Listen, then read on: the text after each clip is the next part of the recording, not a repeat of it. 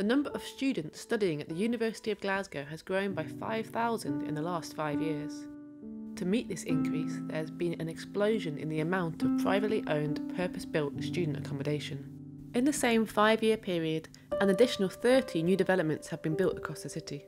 Often sold as luxury student accommodation, the on-site gyms and cinema rooms of these complexes tend to attract wealthier international students while pricing out those from less advantaged backgrounds.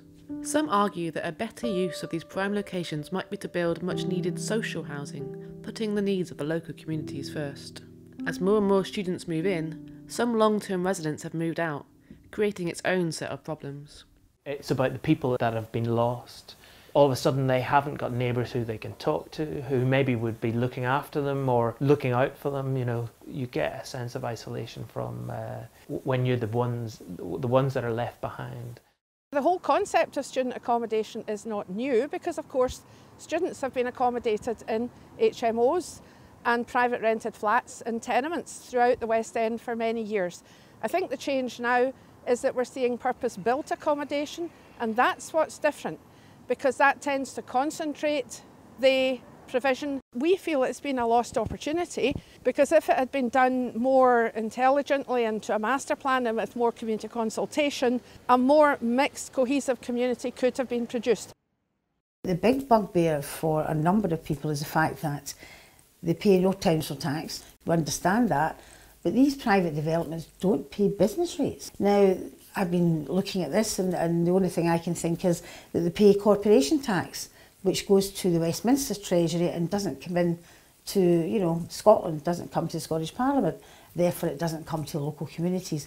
So they don't actually contribute anything at all in that regard, but we need extra environmental officers, sometimes extra police, traffic. So there is an impact in a local community, but what do they contribute to the community? I think that's the question in everybody's lips.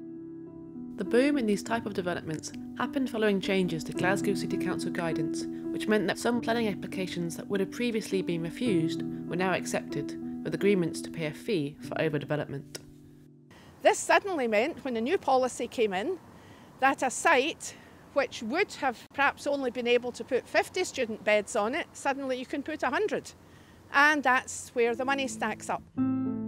Yet there are fears about what happens if the bubble bursts.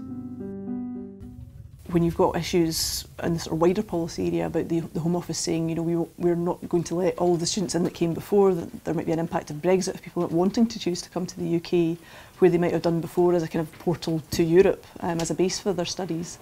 I think there needs to be a better understanding of that as well, because the last thing you would want would be to have all these white elephants that are then not being used and can't be used really for any other kind of accommodation other than short stay accommodation. Currently, around a third of Glasgow University students come from abroad, and it's often these students that opt to live in purpose-built accommodation. The private property developers that build them are opening sales offices in places like Beijing and Singapore and have large marketing budgets to suit. Yet many foreign students find that living in these gated communities provides few opportunities to mix with locals. I think the best thing is that we always communicate with Chinese guys and we don't have enough opportunities to communicate with native guys, so it's not a good thing for us. But for me, I think it's only 1 year.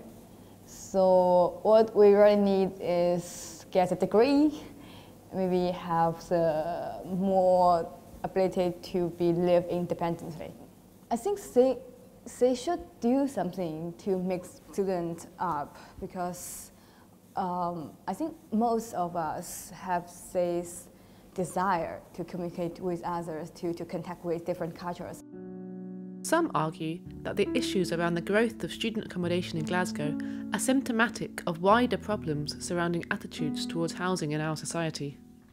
We need to be ensuring that we move away from the model where housing is developed according to the whims of profit makers, and instead develop housing according to social need.